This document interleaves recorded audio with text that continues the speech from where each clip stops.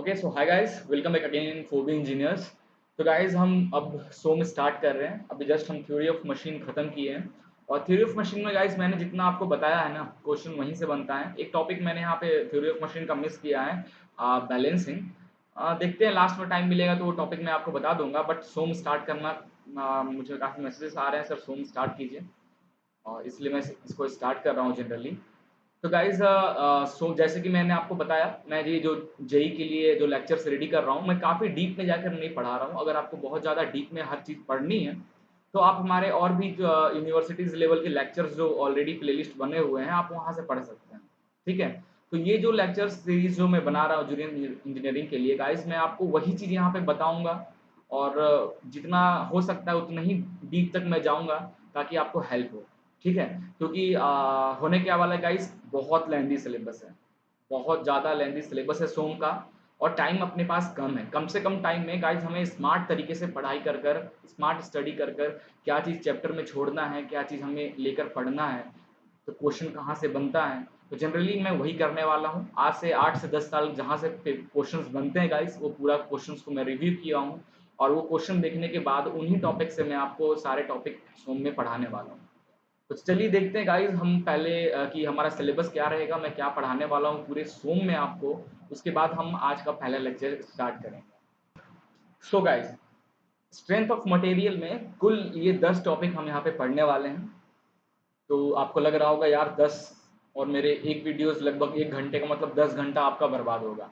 अब ये 10 घंटा आप चाहो तो 2 दिन में भी निपटा सकते हो, ठीक है, और ये 10 घंटा चाहो तो आप 10 दिन में भी निपटा सकते हो, वो डिपेंड करता है आप पे। बट कोशिश करना 2 से 3 दिन में ख़त्म करने का। बट मुझे लगता है कम से कम मुझे 4 से 5 दिन लग जाएंगे इस पूरे टॉपिक को ख़त्म करने में। ठीक है, तो गाइज मैं स्टार्ट कैसे करने वाला हूँ, ये हमारा जेई का सिलेबस है, और ये जूनियर इंजीनियरिंग के कोई भी एग्जाम्स आप दे रहे हो ना, उनमें इन्हीं में से ये सोम, अगर आप बात करो सोम के क्वेश्चंस इन्हीं टॉपिक से आते हैं, इनसे हटकर और कोई टॉपिक नहीं होता। तो गाइस जो मेरा चैप्टर 1 यहाँ पे इस तरीके से 10 टॉपिक हैं, तो मैं 10 टॉपिक नहीं, कुल यहाँ पे मैं आपको 5 से 6 चैप्टर सोम में आता है। सोम का अगर स्टैंडर्ड बुक से अगर आप मेंटेन करो देखोगे तो सिर्फ 5 या 6 चैप्टर में ये सारे टॉपिक आते हैं। ठीक है, देखोगे जैसे कि स्टार्टिंग का जो ये 3 टॉपिक हैं गाइस, ये जो स्टार्टिंग का ये जो 2 टॉपिक हैं, ये हम चैप्टर 1 में पढ़ेंगे। जो मेरा चैप्टर 1 होगा इसमें ये पढ़ेंगे, और काफ़ी सारे क्वेश्चंस हैं, लगभग 60 से 70 क्वेश्चंस हैं इन टॉपिक के, और बहुत सारे क्वेश्चंस ये स्टार्टिंग से आते हैं। सेकंड चैप्टर गाइस जो मैं पढ़ेंगे, ये हमारा चैप्टर 2 जो होगा, ये होगा। चैप्टर 3 जो होगा हमारा टॉर्सनल पे होगा। चैप्टर 4 जो होगा हमारा डिफ्लेक्शन पे होगा। चैप्टर 5 जो होगा हमारा शियर फोर्स एंड डायग्राम, इस पे होगा। थ्योरी ऑफ वैशल्स में चैप्टर 6 होगा, और थ्योरी ऑफ कॉलम चैप्टर 7 होगा। टोटल 7 चैप्टर मैं आपको जनरली रखूंगा, और हो सकता है 8 भी हो, क्योंकि मिसलिनियस में कुछ एक्स्ट्रा चीज़ें हैं।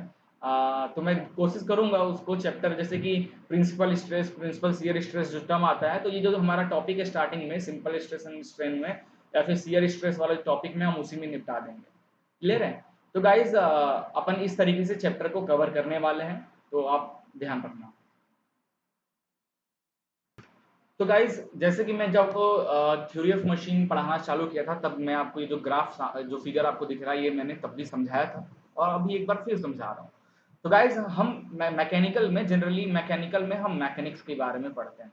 मैकेनिकल ब्रांच ही हमारा फुल ऑन मैकेनिक्स में है, मतलब स्टडी ऑफ फोर्सेस के स्टडी, और उस फोर्स से होने वाला इफेक्ट बॉडी पे, कितने टाइप के फोर्सेस होते हैं, और उस हर एक फोर्स से बॉडी पे क्या इफेक्ट होता है, यही होता है हमारा मैकेनिक्स। और मैकेनिक्स 3 टाइप का होता है generally: mechanics of deform body, mechanics of rigid body, and mechanics of fluid particle. पूरे मैकेनिकल में यही तीनों टॉपिक जनरली चलता है, अगर कुछ थ्योरेटिकल सब्जेक्ट को छोड़ दिया जाए तो। अब डिफॉर्म बॉडी क्या होता है गाइस? जैसे हमारा ये एक मैंने बॉडी लिया, और ये मैं बोला ए पॉइंट है, ठीक है, बॉडी का ये बी पॉइंट है, ठीक है, इन दोनों का डिस्टेंस एक्स है। क्लियर है? अब जब इस बॉडी पे मैं कोई फोर्स, एक्सटर्नल फोर्स लगाऊंगा, तो जाहिर सी बात है कुछ डिफॉर्म होगा, डिफॉर्मेशन होगा। तो हो सकता है ये ए बी की दूरी थोड़ी सी बढ़ जाए या दूरी थोड़ी सी कम हो सकती है। वो डिपेंड करता है आप कॉम्प्रेसिव फोर्स लगा रहे हो या टेंसाइल। तो हो सकता है नेक्स्ट फोर्स लगाने पे एक्स डैश आ जाए। तो देखो क्या जो एक्स होगा वो एक्स डैश के इक्वल होगा क्या फोर्स लगाने पे? जी नहीं, इक्वल नहीं होगा। ऐसे को हम लोग डिफॉर्म बॉडी कहते हैं।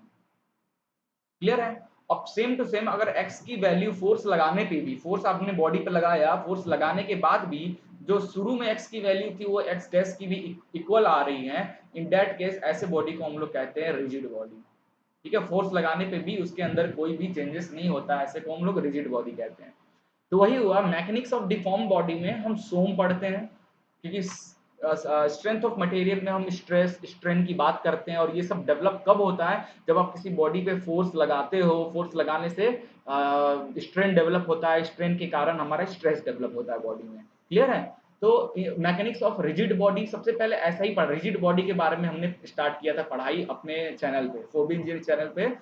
मैकेनिक्स ऑफ रिजिड बॉडी में इंजीनियरिंग मैकेनिक्स पढ़ा था हमने।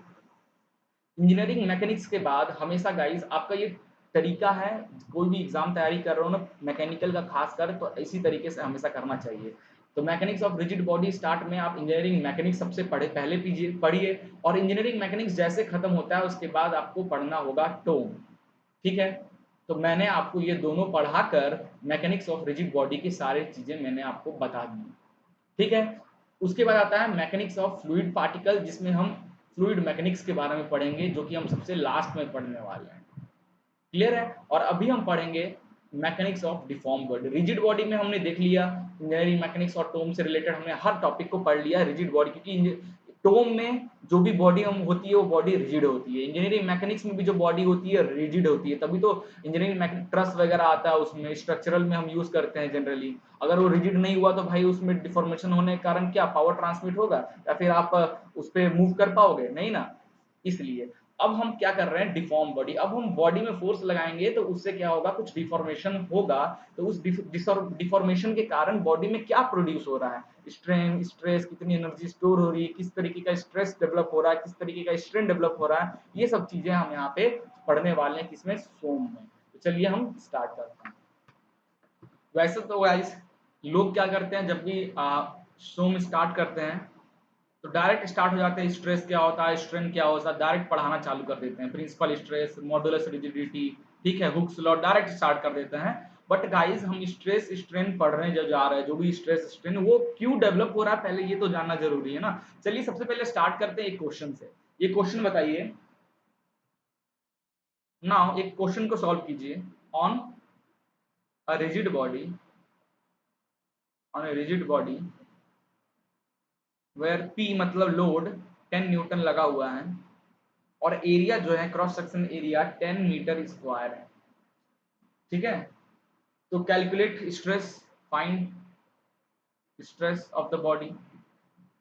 तो यहाँ भी आप देख रहे हो स्ट्रेस, हम पहले लोड के बारे में देख रहे हैं, एरिया, लोड पढ़ेंगे, एरिया पढ़ेंगे, फिर ना स्ट्रेस डेवलप होता है यार बॉडी में।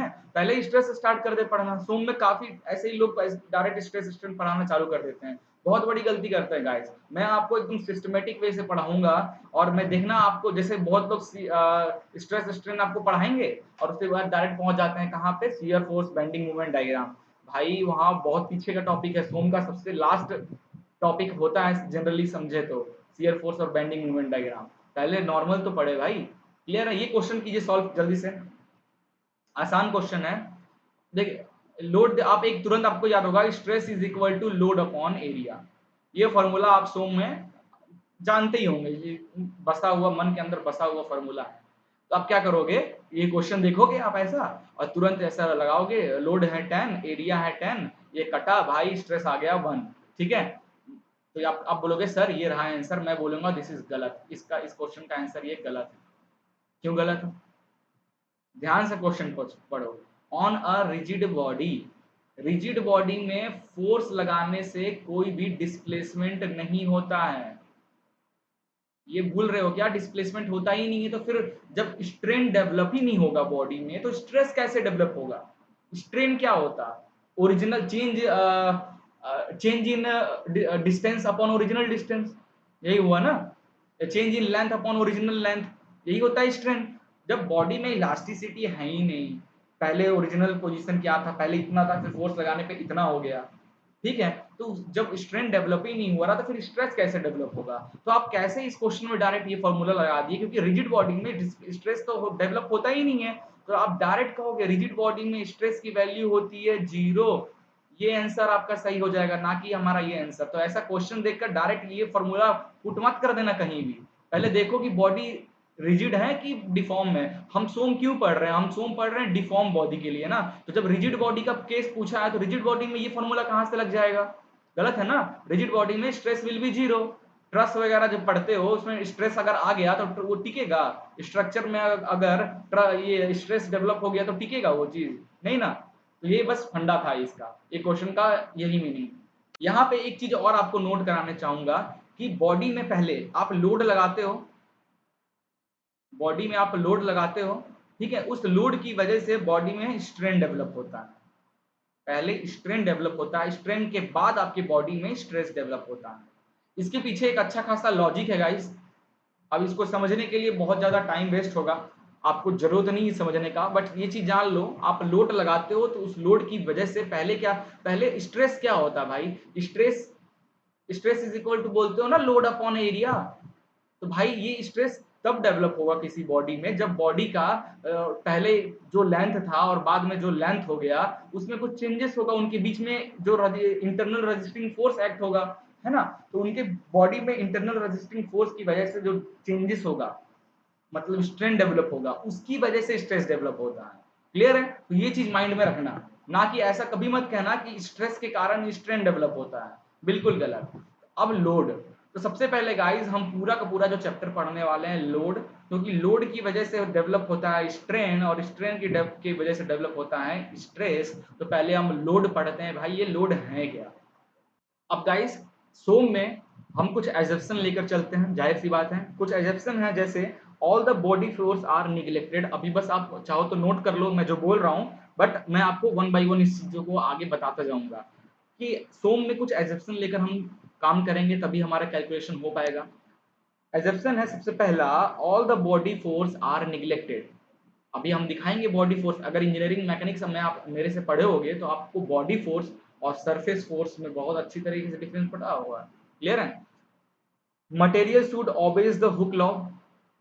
हुक्स लॉ जो हमारा है सोम में, जो भी मटेरियल हम यूज करेंगे वो हुक्स लॉ को मतलब फॉलो करना चाहिए। हुक्स लॉ क्या होता है? Stress is directly proportional to strain, है ना। आगे हम देखेंगे स्टैटिक लोड्स आर कंसीडर।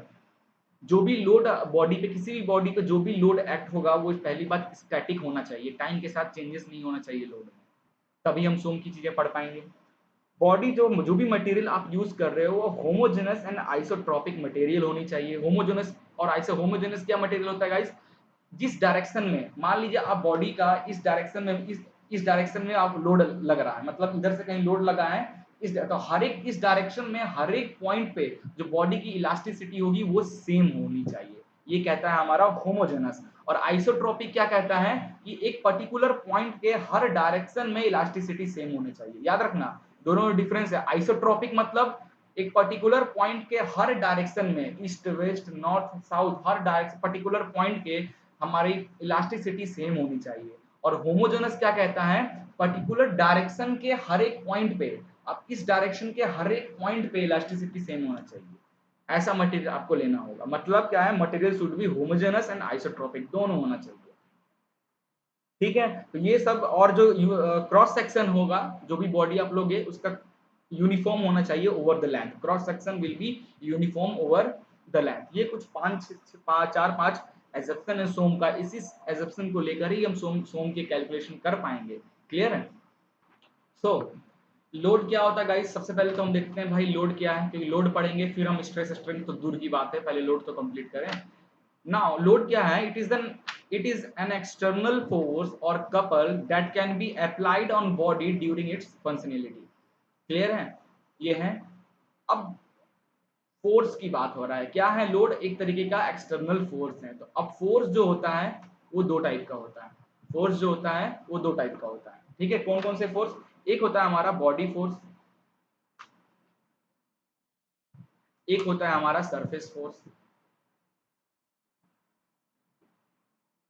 अभी मैंने आपको बताया सोम का कुछ एजप्शन है ना, और उस एजप्शन की जो पहली पॉइंट थी वो ये कहता है कि सारे बॉडी फोर्स को निगलेक्ट करना है, तो बॉडी फोर्स हम यहाँ पे नहीं लेंगे। तो ये जो लोड है बॉडी फोर्स नहीं है, वो तो क्लियर होगा कि फोर्स होता है दो टाइप का ही सिर्फ फोर्स होता है, बॉडी फोर्स और सरफेस फोर्स। और सोम कहता है कि पहला सोम का एजप्शन का पहला पॉइंट ये है कि बॉडी फोर्स को निगलेक्ट करना है, तो बॉडी फोर्स तो नहीं होगा, ये जो लोड होगा वो बॉडी फोर्स नहीं होगा। अब ये जो लोड होगा वो सरफेस फोर्स होगा। बॉडी फोर्स क्या होता है, जैसे ये एक बॉडी है तो एंटायर फोर्स इस बॉडी पे सारी हर एक पॉइंट पे जो लगने वाली फोर्स है, पूरा वॉल्यूम एंटायर वॉल्यूम पे जो फोर्स लगता है, एंटायर वॉल्यूम पे जो फोर्स लगता है उसको हम बॉडी फोर्स कहते हैं। Example gravitational force act on a body, ठीक है। और सरफेस फोर्स क्या होता है, दो सरफेस कांटेक्ट, फॉर एग्जांपल ये सरफेस जो है, ये जो सरफेस है, इस सरफेस पे जो फोर्स एक्ट हो रहा है, ये सरफेस सिर्फ ये सरफेस पे, क्लियर है। जैसे मैं अगर इसको टिल्ट बनाऊं तो इस तरीके का है ना, सिर्फ ये सरफेस पे, सरफेस पे जो सिर्फ सरफेस पे जो फोर्स लगता है उसको हम लोग सरफेस फोर्स कहते हैं, ठीक है। तो इससे क्या समझ में आता है, लोड हमारा एक तरीके का एक्सटर्नल फोर्स है। कौन सा फोर्स, सरफेस फोर्स। तो आप कह सकते हैं कि ऑल, आप ये कह सकते हो ना कि all the force are not load, सारे फोर्स लोड नहीं होते हैं, but all load is force. हमको यहां से ये क्लियर हुआ, क्लियर है। अगला आता है guys types of load. Types of load में तीन तरीके के लोड होते हैं, क्लियर है। Based on direction, based on time and based on distribution. Guys एक बात याद रखो, थोड़ा सा अगर बोरियत लग रही होगी, सोम में जनरली बोर तो लोग होते नहीं है, थोड़ा इसमें थ्योरी भी है, ये हमारा वाइब्रेशन की तरह नहीं है कि बस चालू हो जाओ sine theta cos theta sine theta cos theta. इसमें थ्योरी भी है, समझने के लिए भी बहुत कुछ है, और मजा भी आता है, न्यूमेरिकल भी है ना। तो लोड की बात कर रहे थे अपन। लोड तीन टाइप का होता है, डायरेक्शन के बेस पे, टाइम के बेस पे और डिस्ट्रीब्यूशन के बेस पे, क्लियर है। वन बाय वन हम सबको डिस्कस करेंगे। और गाइस विश्वास मानो, सोम का जैसे बोलते हैं ना, घर का जो मेन पार्ट क्या होता है, घर का नींव। तो सोम का जो नींव की बात करते हैं, सोम का जो नींव है वो क्या है, यही लोड को पढ़ना। यहां से गाइस आप बहुत कुछ सीखने वाले हो इस चैप्टर से, ट्रस्ट में गाइस, बहुत कुछ आपको समझने में आना, मतलब कहो तो 60 to 70% सोम की थ्योरी आपको समझ में आ जाएगी अगर ये टॉपिक को कवर कर लिए तो आप, ठीक है। तो सबसे पहले गाइस हम स्टार्ट करने वाले हैं बेस्ड ऑन डायरेक्शन के बेस पे, ठीक है। तो डायरेक्शन के बेस पे गाइस हमारे पास चार टाइप के लोड होते हैं, ठीक है। डायरेक्शन के बेस पे हमारे चार टाइप के लोड होते हैं। नाउ बेस्ड ऑन डायरेक्शन, सबसे पहले देखिए नॉर्मल लोड और transverse load. Based on direction normal load हो सकता है या तो ट्रांसवर्स लोड हो सकता है। अब देखिए मैं आपको बताता हूं यहाँ पे, ये मैं एक साफ्ट बना रहा हूं,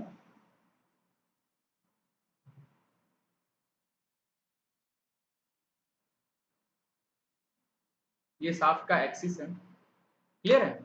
अब इस एक्सिस पे गाइस, इस एक्सिस पे या तो लोड इस तरीके से लग सकता है इस शाफ्ट के, या इस शाफ्ट पे, ऐसा समझिए इस शाफ्ट पे या तो लोड उसके एक्सिस के अकॉर्डिंग लग सकता है, या एक्सिस से परपेंडिकुलर लग सकता है ना, या एक्सिस से थोड़ा सा दूरी पे लग सकता है। तीन तरीके से लोड लग सकता है हमारे इस शाफ्ट पे, क्लियर है। तीन तरीके से लोड यहाँ पे लग रहा है।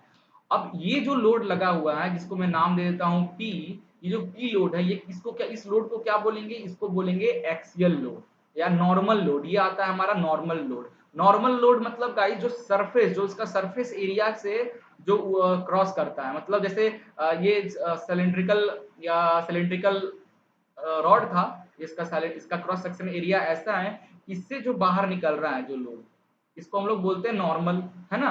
तो ये भी जो हमारा P है ये भी नॉर्मल है, ये Q है ये भी नॉर्मल है हमारा, क्लियर है। तो तीन तरीके से लोड यहाँ पे आपको देखने को दिख रहा है। जो P है जो एक्सिस पे लग रहा है, ये भी क्या है, नॉर्मल। नॉर्मल लोड के अंदर दो लोड आता है, एक होता है एक्सियल लोड। तो एक्सियल लोड कैसा होगा, शाफ्ट के एक्सिस से जो लोड लग रहा होगा, किसी भी बॉडी के जो एक्सिस है उस एक्सिस पे अगर लोड जो लोड लग रहा होगा उसको हम लोग कहेंगे एक्सियल लोड, क्लियर है। इसेंट्रिक एक्सियल लोड, ये क्या होता है, आपकी शाफ्ट है, क्लियर है, ये रहा शाफ्ट और ये शाफ्ट की एक्सिस है।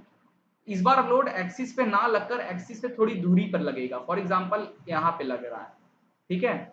तो ये क्या हुआ, इस इसेंट्रिक बोले, ये जो एक्सिस से इसका जो डिस्टेंस है इसको हम लोग बोलते हैं ई से डिनोट करते हैं, ठीक है। यही इसी को कहते हैं इसेंट्रिसिटी। इसेंट्रिसिटी मतलब एक्सिस से थोड़ी दूर पे लगना। ये कौन सा लोड हो गया, क्यू, और ये क्यू कैसा लोड है, इसेंट्रिक एक्सियल लोड। ये दोनों आते हैं हमारे नॉर्मल में। अब एक होता है ट्रांसवर्स लोड। ट्रांसवर्स लोड भी दो तरीके का होता है। एक क्या होता है, देखो एक देखे होगे, एक परपेंडिकुलर देख लो, ये एक्सिस का क्या है, एक्सिस शाफ्ट का ये है, और लोड क्या लग रहा है, इस तरीके से लोड लग रहा है इस पे, तो क्या परपेंडिकुलर ही लग रहा है ना, बट एक्सिस एक्सिस से क्या कर रहा है, कॉनकरेंट है, एक्सिस से एक्सिस को कट करके निकल रहा है, कॉनकरेंट है एक्सिस से, ठीक है। तो इसको हम ट्रांसवर्स शियर लोड कहेंगे, ठीक है। यहाँ पे मैं बना दे रहा हूँ, ये हमारा शाफ्ट है, ये शाफ्ट का एक्सिस है, और ये कोई भी यहाँ पे लगे या यहाँ लगे, चाहे यहाँ पे लगे, ये जितने लोड हैं जिनको मैं ए नाम देता हूँ, ये सब हमारे क्या हैं, ये सब हमारे ट्रांसवर्स शियर लोड है, क्योंकि पहली बात तो ये एक्सिस को टच करके निकल रहे हैं, मतलब कॉनकरेंट है, क्लियर है। अब इसेंट्रिक ट्रांसवर्स लोड कैसा है, डायग्राम देखोगे तो ही समझ में आएगा, ठीक है। इसेंट्रिक कैसा होता, ये एक्सिस है, अब ट्रांसवर्स ही होना चाहिए, क्योंकि ये ट्रांसवर्स लोड दो तरीके का होता है, एक ट्रांसवर्स शियर लोड जो एक्सिस के 90 डिग्री से और एक्सिस को कट करते हुए जाएगा, एक होता है हमारा eccentric transverse load. Eccentric transverse load कैसा, ये देखो इस तरीके का ये लोड, इसको मैं बोल रहा हूँ इसेंट्रिक ट्रांसवर्स लोड। क्या हो रहा है गाइस, यहाँ पे मैंने लगाया है ये लोड, क्लियर है। ये क्या हुआ, ये भी तो एक्सिस के परपेंडिकुलर ही है ना, ये देखो एक्सिस ऐसे जा रहा है, ये भी तो एक्सिस के परपेंडिकुलर ही, ये भी तो एक्सिस के परपेंडिकुलर है, बट ये गाइस देखो थोड़ा सा एक्सिस से पे कॉन्करेंट नहीं है। अगर आप ये जो फोर्स ए है, इसको अगर आप लाइन ड्रॉ करोगे तो ये एक्सिस से कॉन्करेंट हो रहा है, बट जो हमारा फोर्स, इसको मैं के नाम दे देता हूँ, ये जो फोर्स के है, ये क्या है, ये एक्सिस से 90 डिग्री तो बना रहा है, बट ये एक्सिस के कॉन्करेंट नहीं है। ये देखो ये ऊपर चला जाएगा, ये नीचे से निकल जाएगा, ये क्या है, इनके बीच में थोड़ी सी इसेंट्रिसिटी है, क्लियर है। तो इसको हम लोग कहेंगे eccentric transverse shear load, clear हो गया। तो आई थिंक गाइस आपको यहाँ पे जो पहला लोड है बेस्ड ऑन डायरेक्शन के बेस पे आपको क्लियर हो गया होगा। किसी भी शाफ्ट या किसी भी बॉडी में चार तरीके से लोड लग सकता है, ठीक है। कैसा है, या तो नॉर्मल लोड हो सकता, या तो दो समझते हैं, या तो नॉर्मली लगेगा मतलब उसके क्रॉस सेक्शन से नॉर्मली, या तो हमारे ट्रांसवर्स मतलब जो एक्सिस होगा उसको क्रॉस करके जा रहा होगा, ट्रांसवर्स करके, ठीक है।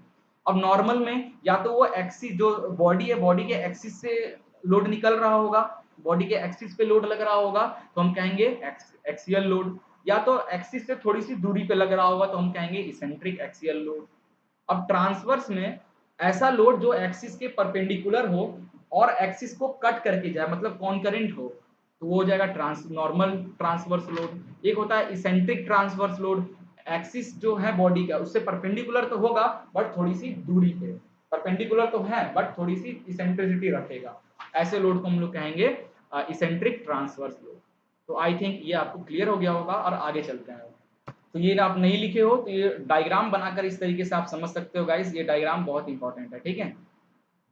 एक चीज मैं यहाँ पे आपको बता दे रहा हूँ, अभी हमने जो भी चीजें पढ़ी, ठीक है, जो भी चीजें हमने पढ़ी बेस्ड ऑन डायरेक्शन में, axial load, eccentric axial load, transverse shear load, eccentric transverse shear load, ये तो अभी हम लोड के बारे में पढ़ रहे हैं। हमारा जो चैप्टर है उसका नाम है लोड एंड इट्स इफेक्ट। इस लोड के कारण हमारा पूरा सूम क्या कहता है गाइस, पूरा सूम कहता है कि एक फोर्स होगा, हम बॉडी पे कितने टाइप के फोर्स लगते हैं हम वो पढ़ेंगे, और उस फोर्स से होने वाली इफेक्ट, बॉडी पे क्या इफेक्ट पड़ रहा है वो हम पढ़ते हैं सोम में। वैसे ही जब हम फोर्स की बात करें तो लोड क्या होता है, सारे फोर्स लोड नहीं हो सकते बट सारे लोड फोर्स हो सकते हैं।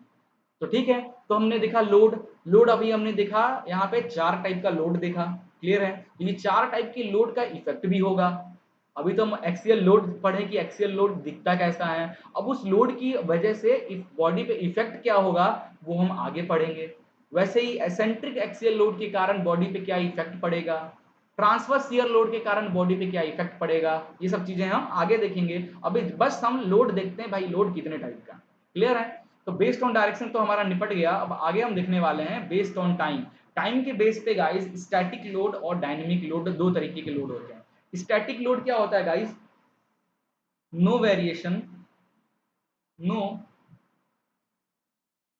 Variation according to time.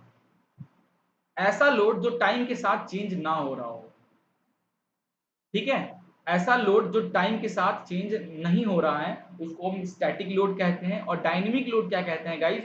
जैसे जैसे टाइम बढ़ेगा हमारा लोड में भी कुछ चेंजेस होते रहेंगे। यहाँ पे क्या है, लोड हमारा टाइम के साथ क्या बनाएगा? कांस्टेंट रिलेशन बनाएगा। क्लियर है? तो स्टैटिक लोड टाइम के साथ चेंज नहीं होता है, बट डायनेमिक लोड टाइम के साथ चेंज होता रहेगा। क्लियर है? नाउ अगला पॉइंट है गाइस, बेस्ड ऑन डिस्ट्रीब्यूशन के बेस पे। तो डिस्ट्रीब्यूशन के बेस पे दो तरीके के लोड होते हैं, एक होता है कंसंट्रेशन लोड एट पॉइंट और एक होता है डिस्ट्रीब्यूटेड लोड ओवर लैंड। अब कंसंट्रेशन लोड एट पॉइंट पे, हाँ, आप अभी मैं नाम लूंगा तो आपको याद आ जाएगा। जैसे पॉइंट लोड, एक पॉइंट पे क्या होता है? पॉइंट लोड एक पर्टिकुलर पॉइंट पे, बॉडी पूरे बॉडी पे ना, एक बॉडी के पर्टिकुलर पॉइंट पे जो लोड एक्ट होता है उसको हम लोग कहते हैं पॉइंट लोड। क्लियर है?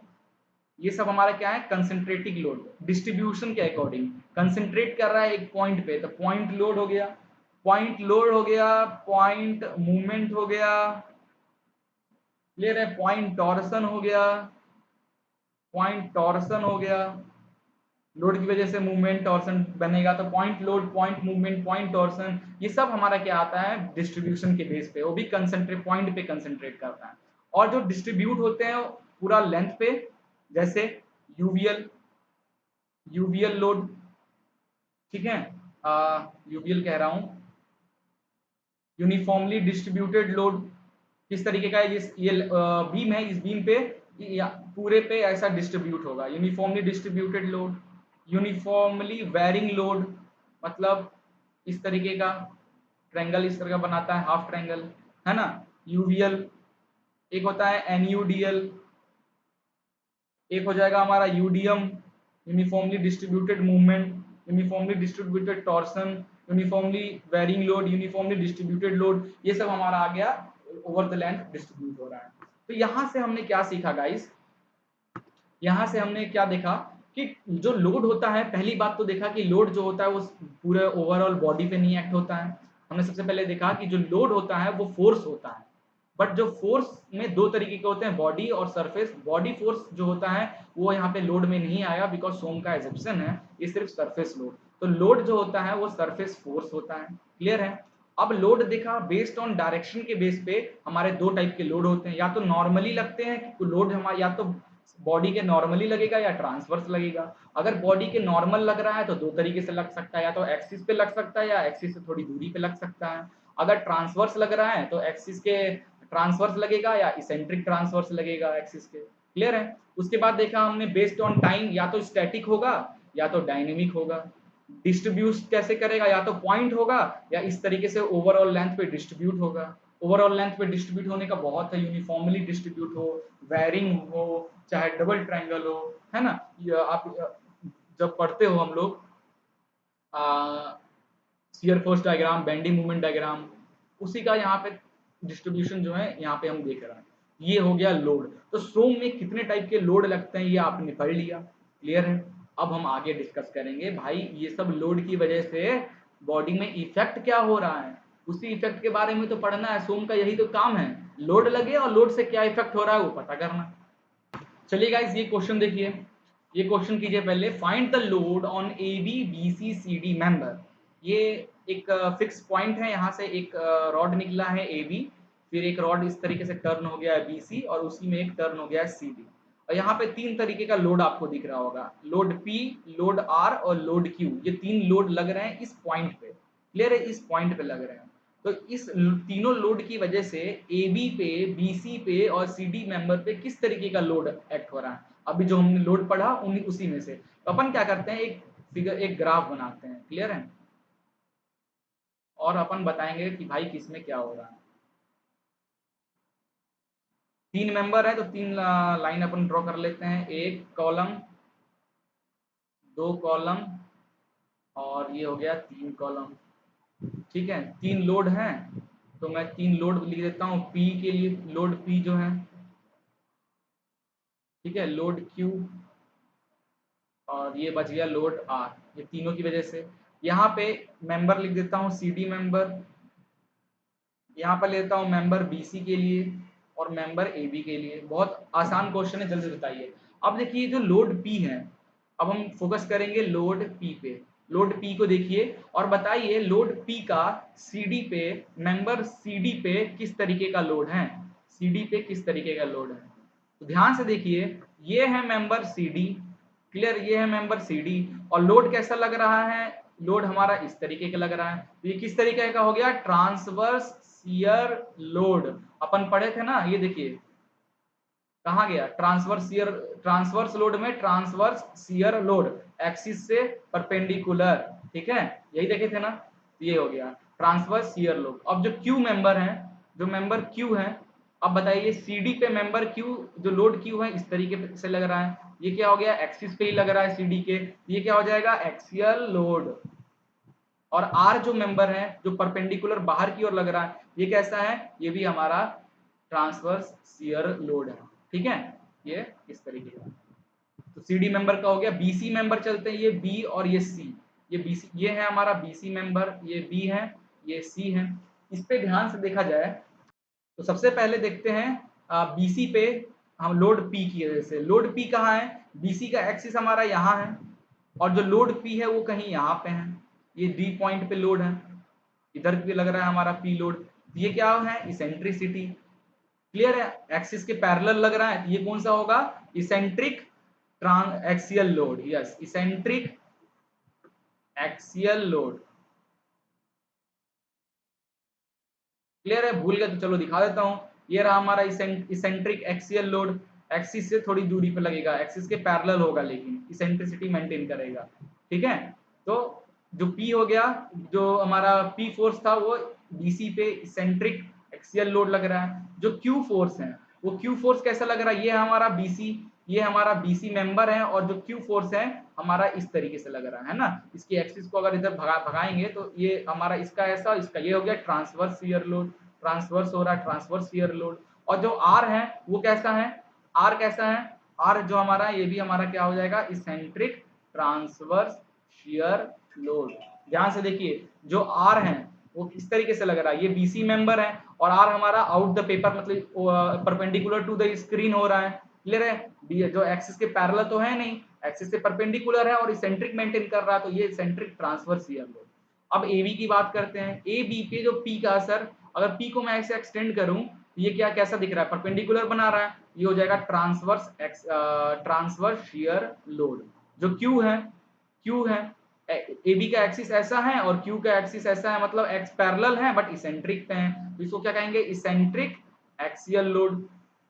और R क्या है, R आउट द पेपर है और R इसेंट्रिक पे भी है, एक्सिस के इसेंट्रिक पे है और बट परपेंडिकुलर है, तो ये कैसा हो जाएगा, that is eccentric transverse shear load. तो पहचान लिए। तो फाइनली गाइस, आपको यहाँ पे ये समझ में आ गया होगा, कहीं भी किसी भी बॉडी पे लोड कौन सा एक्ट हो रहा है आप बता दोगे, ठीक है। यही गिनकर हमारे 4 लोड हैं जो हर बॉडी पे लगती है, इनके अलावा और कोई भी लोड सोम में आपको पढ़ने को नहीं मिलेगा, सिर्फ यही 4 लोड ओवरऑल पूरे का पूरा सोम में आप हर जगह देखोगे, ये मिलेगा। तो सबसे पहला जरूरी था कि इस लोड को पहचानना, अपन देख कर बता दें किसी भी कि भाई इसमें लोड कौन सा लग रहा है, क्लियर है, इन चारों में से ये बहुत जरूरी है पहचानना हमें। एक और एग्जांपल देते हैं जो काफी बार एग्जाम में पूछ दिया जाता है, हमारा इसका एग्जांपल रिवेट जॉइंट वाला पूछ देता है कभी कभी एग्जाम में।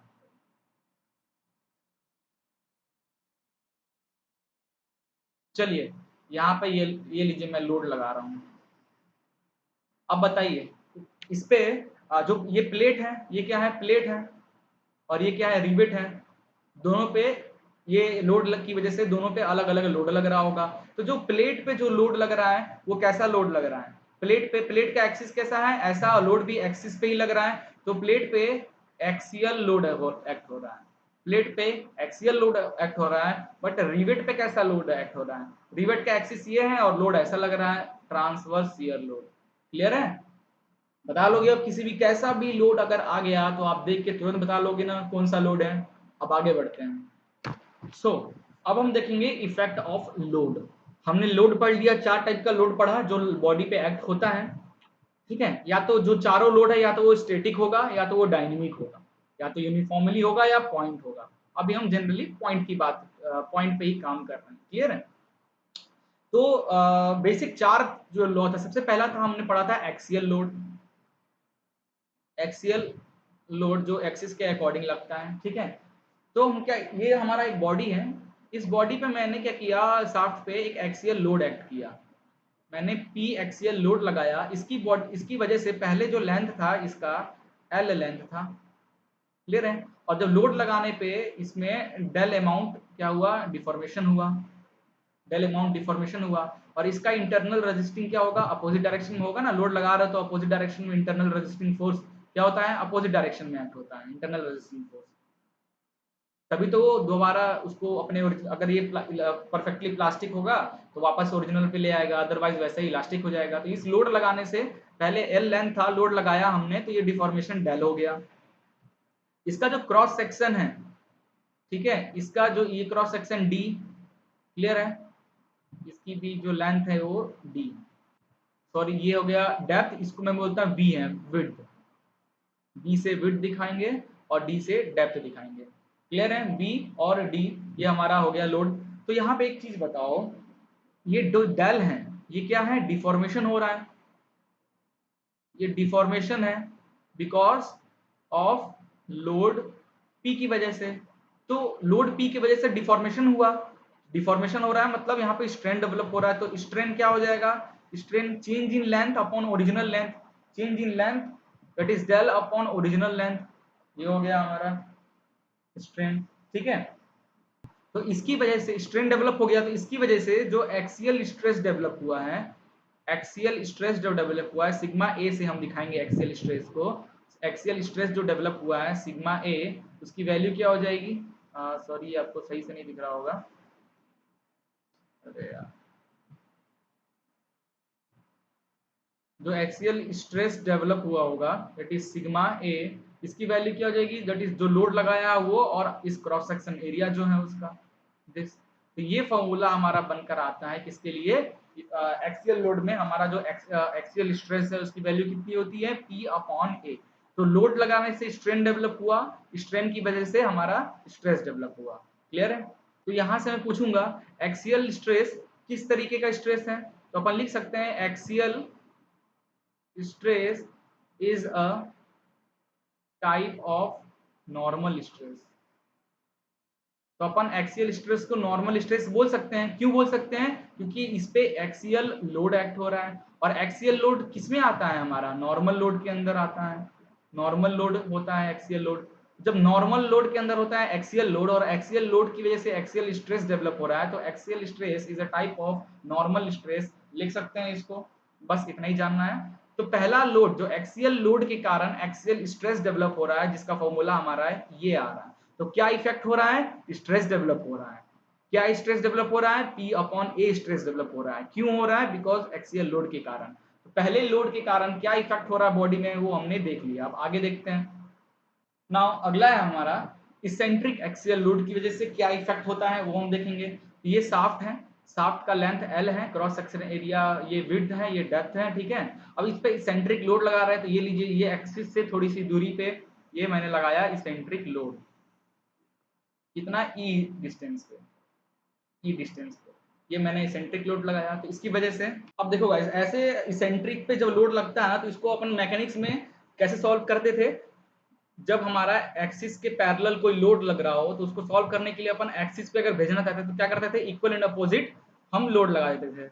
ये मैंने एक इक्वल एंड अपोजिट लोड लगा दिया, ठीक है, P1 लोड और this is P2 load, equal and opposite. तो जो P1 है वो P2 जो है P के इक्वल है। क्यों, इसलिए मैंने किया, ये जो लोड हमारा इसेंट्रिक पे लग रहा है ना इसको हम सॉल्व नहीं कर पाएंगे, हमारे पास कोई कैलकुलेशन नहीं है। बट अगर इसको मैं एक्सिस पे ले जाऊं किसी तरह तो फिर मैं अपन सॉल्व कर सकते हैं, जैसे पिछले वाले क्वेश्चन एक्सियल लोड में किया। तो इस P को मैंने यहाँ पे भेजा और ये हमारा फोर्स की ट्रांसमिसिबिलिटी होती है, फोर्स को ट्रांसफर करने का एक जगह से दूसरी जगह पे मेथड होता है। तो इक्वल एंड अपोजिट फोर्स मैंने लगा दिया, क्लियर है। अब ये इक्वल एंड अपोजिट फोर्स क्या होगा गाइस, देखो अभी तो फोर्सेस लगे हुए हैं, एक P1 है एक P2 है, तो P2 जो है ये वाला और ये जो ये एक कपल बनाएगा, ये दोनों आपस में एक कपल बनाएंगे क्योंकि हम क्या, आपको मैकेनिक्स में याद होगा जब फोर्स ट्रांसफर करते हैं तो हमें एक क्या करना पड़ता है, एक खामी भी भुगतना पड़ता है। इस फोर्स को जब हम यहाँ पे ट्रांसफर करेंगे, ये ग्राफ हमारा कुछ इस तरीके का बन जाएगा। इस बार क्या किया मैंने, फोर्स को ट्रांसफर कर दिया, तो मैं दिखा रहा हूँ दिस इज P1, क्लियर है। ये फोर्स यहाँ चला गया, अब हमको अब ये इसेंट्रिक नहीं रहा, क्लियर है। तो यहाँ पे ट्रांसफर करेंगे तो एक तो हमारा ये आएगा, और जो हमारा P2 है और P की वजह से एक कपल जनरेट होगा, P2 और P की वजह से इस पे एक कपल जनरेट होगा, एक कपल जनरेट होगा जो कुछ इस तरीके का। ये हमारा अगर इधर से कपल जनरेट हो रहा है तो रेजिस्टिंग कपल किधर होगा, उसका अपोजिट डायरेक्शन में, ठीक है। ये रेजिस्टिंग कपल हो गया, इसकी वजह से हमारा जो शाफ्ट है वो बैंड हो जाएगा, इसकी वजह से जो शाफ्ट है हमारा कुछ इस तरीके से बैंड हो जाएगा। तो देखो इस फोर्स को एक्सिस पे ट्रांसफर करने का दो नतीजा निकल के आ रहा है। एक तो क्या हो रहा है, एक P1 फोर्स डायरेक्ट एक्सियल पे लग रहा है, जिसकी वजह से जो रेजिस्टिंग फोर्स है वो कुछ इस तरीके का आएगा, this is internal resisting force, जो अपोजिट डायरेक्शन में होगा, इंटरनल रेजिस्टिंग फोर्स बॉडी में जो डेवलप होगा इस P1 की वजह से इस डायरेक्शन में, और ये जो P2 और P की वजह से एक कपल जनरेट होगा, उसकी वजह से हमारा क्या होगा, शाफ्ट इस तरीके से बैंड हो जाएगा। तो क्या समझ में आ रहा है, ये समझ में आ रहा है कि इसेंट्रिक एक्सियल लोड लगाने से हमारे बॉडी में दो तरीके के नए फोर्स आ रहे हैं। एक तो नॉर्मल फोर्स जो हम पहले पढ़ के आए हैं, जिसकी वैल्यू क्या हो जाएगी, P1 की वैल्यू, इसकी वजह से जो स्ट्रेस, इंटरनल रेजिस्टिंग फोर्स जो स्ट्रेस डेवलप हो रहा है इसकी वजह P1 की वजह से, तो उसका फॉर्मूला क्या हो जाएगा, that axial stress sigma A which is equal to P1 upon cross sectional area. और इसी इसेंट्रिक लोड की वजह से, एक्सियल लोड की वजह से एक हमारा बेंडिंग भी जनरेट हुआ है, इसको हम सिग्मा बी से लिखेंगे, विच इज इक्वल टू क्या हो जाएगा, m upon Z X x, movement upon polar movement, ठीक है, ये आ जाएगा। तो सिग्मा ए और सिग्मा बी हमें किससे मिलता है, इसेंट्रिक। तो जब भी बॉडी में इसेंट्रिक एक्सियल लोड लग रहा होगा तो उसकी वजह से दो हमारा स्ट्रेस डेवलप होगा, एक एक्सियल स्ट्रेस डेवलप होगा और एक बेंडिंग स्ट्रेस डेवलप होगा। क्यों डेवलप हो रहा है, क्योंकि हमने फोर्स को ट्रांसफर किया और ट्रांसफर करने की वजह से हमारा एक एक्सियल लोड मिल रहा है और एक बेंडिंग लोड स्ट्रेस मिल रहा है, इसकी वजह से एक्सियल स्ट्रेस और बेंडिंग स्ट्रेस डेवलप हुआ, ठीक है। Where the value of m sigma b को ऐसे भी लिख सकते हैं, m क्या है, जो लोड लग रहा है वो इनटू इसेंट्रिसिटी कितनी थी, जो लोड p लग रहा था वो और इसेंट्रिसिटी कितनी थी, अपॉन जेड एक्स एक्स, ये डिपेंड करता है जेड एक्स की जो वैल्यू है दैट इज पोलर मॉडुलस, ये डिपेंड करता है शेप पे, शाफ्ट का शेप सर्कुलर है, स्क्वायर है, क्या है उस पर डिपेंड। अगर ये स्क्वायर है इसका हो जाएगा अगर स्क्वायर है तो ये हो जाएगा b³/6, अगर ये सर्कुलर होता तो हो जाता π/32 d का क्यूब, इस तरीके से हो जाता अलग अलग के लिए, बट ये रेक्टेंगुलर है क्योंकि ये b और ये d अलग अलग लिखा, दोनों d होता तो अपन जेड एक्स की जगह पे b³/6 पुट कर देते, क्लियर है। वो अपन बाद में देखेंगे, फिलहाल इतना डालो, ये मूवमेंट है, मूवमेंट क्या होता है, लोड अपॉन परपेंडिकुलर डिस्टेंस, तो पी ई लिख दिया, और जेड एक्सेस क्या है, वो पोलर शेप मॉडुलस है, वो डिपेंड करता है आपके किस पे, बॉडी के शेप पे, क्लियर है। तो क्या समझ में आया, इसेंट्रिक एक्सियल लोड से एक एक्सियल स्ट्रेस और बेंडिंग स्ट्रेस डेवलप होता है, और ये दोनों किस में आएंगे, ये एक तरीके का नॉर्मल, ये भी एक तरीके का नॉर्मल स्ट्रेस है, क्योंकि जो लोड इस पे लगा है वो क्या है, इसेंट्रिक एक्सियल लोड, और ये जो लोड था ये भी हमारा नॉर्मल लोड के अंदर आता है, तो इस लोड से लगने के कारण जो स्ट्रेस डेवलप होगा वो भी नॉर्मल स्ट्रेस ही होगा, क्लियर हो गया। अब ट्रांसवर्स शियर लोड पढ़ने वाले हैं, क्या होता है ट्रांसवर्स शियर लोड, एक्सिस के परपेंडिकुलरली लोड लगा होगा, तो ये लीजिए यहाँ पे मैं लगा दिया ये परपेंडिकुलर लोड, ये हमारा एक लोड लग गया एक्सिस के परपेंडिकुलर, ये हो गया ट्रांसवर्स शियर लोड, हम बता चुके हैं। अब देखो तो इस पूरे शाफ्ट का this is the centre point, this is x axis, और इस पॉइंट से इसकी डिस्टेंस कितनी है, मान लेते हैं x है, क्योंकि लोड यहाँ पे लग रहा है तो हम इसको सॉल्व तो कर नहीं पाएंगे, तो इसको इस पूरी बॉडी के सेंटर पे भेज देंगे तो हम आसानी से सॉल्व कर पाएंगे। सेंटर पे इसको भेजेंगे तो फोर्स को ट्रांसफर कर रहे हैं एक जगह से दूसरी जगह पे, ठीक है। तो क्या होगा, इक्वल एंड अपोजिट फोर्स हम यहाँ पे एक्ट करेंगे। Equal and opposite force, equal and opposite force हम यहाँ पे एक्ट कर देते हैं, ठीक है। इसको बोल देते हैं P1 और इसको कर देते हैं P2। सेम टू सेम जो पिछला क्वेश्चन हम एक्सिस के ऐसे किए थे ना, ऐसे करने वाले हैं। तो ये फोर्स को जब हमने ट्रांसफर किया, मतलब इस लोड को जब हमने ट्रांसफर किया इस एक्सिस से इस एक्सिस पे, तो हम इक्वल एंड अपोजिट लोड दिए, और यहाँ पे भी जो P1 और P2 की जो वैल्यू है वो लोड जो हमने P लगाया उसी के इक्वल है। इसकी वजह से भी गाइस दो यहाँ पे स्ट्रेसेस डेवलप होंगे। किस तरीके से, ध्यान से देखो, ये है हमारा एक्सिस एक, और ये था हमारा x x axis x x. एक तो हमारा डायरेक्ट ये लगेगा P1, ठीक है, और जो दूसरा होगा वो एक कपल जनरेट होगा। P2 और जो P है ये मिलकर एक कपल जनरेट करेंगे, ठीक है, ये मिलकर एक कपल जनरेट करेंगे।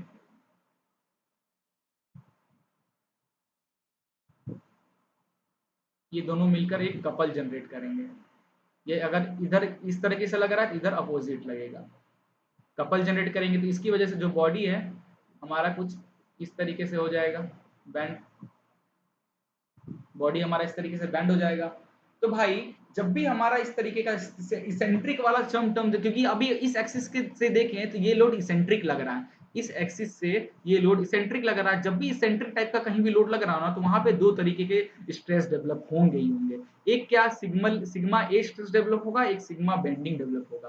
क्लियर है। तो सिग्मा ए स्ट्रेस जो है इसके कारण डेवलप हो रहा है बॉडी में, कितनी वैल्यू हो जाएगी, P upon cross sectional area, और जो बेंडिंग हो रहा है वो कितना हो जाएगा, M upon Z X X, where M की वैल्यू क्या हो जाएगी, P इंटू, और जो यहां से यहां तक का डिस्टेंस था X upon Z axis, Z की वैल्यू जो है वो डिपेंड करेगा किस पे, शेप पे बॉडी के। और ये जो हमारा सिग्मा ए है, इस बार इसको हम लोग कहेंगे this is direct shear stress, this is direct shear stress. और ये क्या है, ये है हमारा variable bending movement, this is variable bending movement. तो क्या समझ में आ रहा है, ट्रांसवर्स शियर लोड के कारण एक डायरेक्ट शियर स्ट्रेस डेवलप हो रहा है, ठीक है। या फिर इसको सिग्मा ए ना लिख के सिग्मा एवरेज लिखते हैं, ठीक है, क्योंकि सारी बॉडी पर डायरेक्ट शियर स्ट्रेस डेवलप हो रहा है, और एक डायरेक्ट बेंडिंग मूवमेंट या वेरिएबल बेंडिंग मूवमेंट डेवलप हो रहा है ट्रांसवर्स शियर लोड लगने के कारण। तो क्लियर हो गया किस लोड से क्या इफेक्ट आता है। अब एक आखिरी बचा हुआ है लोड हमारा, eccentric transverse shear load. Now eccentric shear load, ध्यान से देखना किस तरीके से लोड एक्ट हो रहा है। Okay, eccentric transverse shear load कुछ इस तरीके से लगता है ना। ये क्या हो गया हमारा, एक्सिस एक्सिस से इसेंट्रिसिटी पे, एक्सिस के परपेंडिकुलर तो होगा और थोड़ी इसेंट्रिसिटी पे होगा, मतलब यहाँ पे इसेंट्रिसिटी डेवलपमेंट हो रहा है। दिस इज अपन इसको बोल सकते हैं, ये जो डिस्टेंस है दैट इज ई। क्लियर है, इस पे परपेंडिकुलर, बट एक्सिस से परपेंडिकुलर है, पैरेलल होता तो इसेंट्रिक एक्सियल हो जाता, बट ये एक्सिस से परपेंडिकुलर है तो इसेंट्रिक ट्रांसवर्स हो जाएगा। तो ये ट्रांसवर्स लोड लग रहा है इस डायरेक्शन में। क्लियर है। तो अब इस फोर्स को अपन इसेंट्रिक पे कोई भी चीज रहता है तो अपन सॉल्व नहीं कर पाते, तो उसको क्या करेंगे, एक्सिस पे भेजेंगे। तो क्या करें, एक इक्वल एंड अपोजिट डायरेक्शन के लोड फोर्स एक्ट करो, तो मैंने इक्वल एंड अपोजिट फोर्स यहाँ पे एक्ट कर रहा हूँ, ठीक है, एक्सिस पे, ठीक है। ये मैंने equal and opposite force act किया। ये हो गई हमारी P1, ये हो गई हमारी P2। तो इक्वल एंड अपोजिट लिया, मतलब P1 और P2 की जो वैल्यू वो लोड जो P मैंने लोड P लिया था उसी के इक्वल होगी। क्लियर है। अब देखो, अब यहाँ पे क्या होगा गाइस, जो P1 है, इस P1 की वजह से हमारे शाफ्ट पे एक डायरेक्ट लोड एक्ट होगा। किसकी वजह से, P1 की वजह से, P1 की वजह से, दिस इज P1 की वजह से। और जो P2 था हमारा, दिस P2 और ये P की वजह से एक कपल जनरेट होगा, क्योंकि हमने फोर्स को ट्रांसफर किया है सेंटर पे, तो एक जो डायरेक्ट होगा और एक कपल जनरेट होगा। क्लियर है। तो ये जो कपल जनरेट हो रहा है, ये देख रहे हो कि ये इसेंट्रिक ट्रांसवर्स शियर के कारण जो कपल जनरेट होगा, इसकी वजह से शाफ्ट आपका ट्विस्ट होगा, शाफ्ट क्या होगा आपका, ट्विस्ट होगा इस तरीके से। क्लियर है, किसकी वजह से हुआ है ये, P1 P2 और P की वजह से शाफ्ट क्या होगा, ट्विस्ट होगा।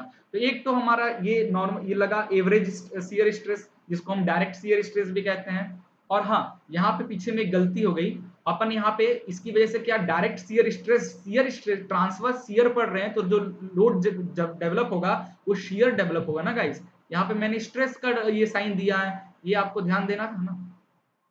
चलो ठीक है, मैं ही ध्यान दे देता हूँ, मेरे से गलती हो गई। ये क्या है, ये एवरेज ये है ना, शेयर को टाउ से डिनोट करते हैं, इसलिए टाउ लिखेंगे यहाँ पे। क्लियर है याद, और ये तो बेंडिंग ही रहेगा, क्लियर है, सिग्मा बी रहेगा, या टाउ बी भी लिख सकते हैं इसको। ठीक है, वेरिएबल बेंडिंग मूवमेंट है तो सिग्मा बी चलेगा। तो इसकी वजह से जो लोड P1 है, इसकी वजह से क्या डेवलप होगा, टाउ एवरेज डेवलप होगा, डायरेक्ट वाला। इसकी फॉर्मूला क्या हो जाएगी, वही पुराना फॉर्मूला, जो लोड है दैट P1 अपॉन एरिया। और ये जो ट्विस्ट हो रहा है, इसके इंसेंट्रिक ट्रांसफर शियर लोड के कारण शाफ्ट में ट्विस्ट होगा, शाफ्ट बैंड ना हो रहा है। पिछली बार देखो शाफ्ट बैंड हो रहा था, पिछली बार देखो ध्यान से, इसकी और इसकी वजह से शाफ्ट बैंड हो रहा था। ठीक है, क्योंकि एक लोड इधर लग रहा था, एक लोड इधर लग रहा था, शाफ्ट इस तरीके से बैंड हो रहा था। बट इस बार लोड एक ऐसा और एक ऐसा लग रहा था, इसकी वजह ऐसा लग रहा था, इसकी वजह से क्या हो रहा है, शाफ्ट जो है क्रॉस सेक्शन शाफ्ट का ट्विस्ट हो रहा है, बैंड ना होकर इस बार शाफ्ट क्या हो रहा है, ट्विस्ट हो रहा है। तो इससे क्या डेवलप हो रहा है, इससे हमारा ट्विस्टिंग मूवमेंट डेवलप हो रहा है। ठीक है, तो इसका फॉर्मूला क्या हो जाएगा, और ट्विस्टिंग मूवमेंट क्या है, या टॉर्सन क्या है, टॉर्सन डेवलप हो रहा है। ठीक है, विच इज क्या होता है, P जो लोड लगा वो इंटू D/2। ठीक है, जो इसका पूरा पूरा डायमीटर होगा वो D, उसका हाफ कितना होगा, D/2। तो P जो लोड लग रहा है, जो यहाँ पे लोड लग रहा है, वो जो लग रहा था पहले वो P, और यहाँ से सेंटर तक का डिस्टेंस क्या था, D/2। तो टॉर्सन क्या हो जाएगा, P इंटू D/2। ठीक है, दैट इज प्योर टॉर्सन। और ये हमारा है वही एक चीज और आप मिस्टेक यहाँ पे भूल रहे हो, याद करो, फिगर को देखो गाइस, समझने की कोशिश करो क्या गलती हो रही है यहाँ पे, कहीं तो गलती हो रही है। P और P2 की वजह से ये देखो इस तरीके से लग रहा है, एक यहाँ पे लग रहा है क्रॉस सेक्शन, देखो एक यहाँ, इसकी वजह से क्या हो रहा है, ये ट्विस्ट हो रहा है। तो ये तो सही है, P2 और P की वजह से हमारा ये ट्विस्ट हो रहा है, इसकी वजह से टॉर्सनल डेवलप हो रहा है। फॉर्मूला हो गया हमारा, this torsion is equal to load into D/2। But जो हमारा ये जो सेंटर पे जो P लग रहा है, और अगर साइड से देखोगे ये जो P1 लग रहा है, इस P1 की वजह से एक तो हमारा स्ट्रेस तो डेवलप हो ही रहा है। ठीक है, जिसको हम कहेंगे क्या है, ये डायरेक्ट शियर स्ट्रेस, ये तो डेवलप हो ही रहा है। साथ में ये बैंड नहीं होगा, अगर 3D में अगर मैं इसको ऊपर से देखूं, अगर मैं इसको ऊपर से देखूं तो इस तरीके से बैंड नहीं होगा, ये साफ बैंडिंग भी तो आ रहा है, तो यहाँ पे सिग्मा बी भी तो आ रहा है। क्या हो जाएगा, m upon Z X x, where Z X x is a section modulus, section modulus. ये किस पे डिपेंड करता है, वो डिपेंड करता है बॉडी का शेप क्या है। और m की वैल्यू क्या हो जाएगी, जो लोड लग रहा है वो इंटू जो भी आपकी सेंट्रिसिटी थी वो।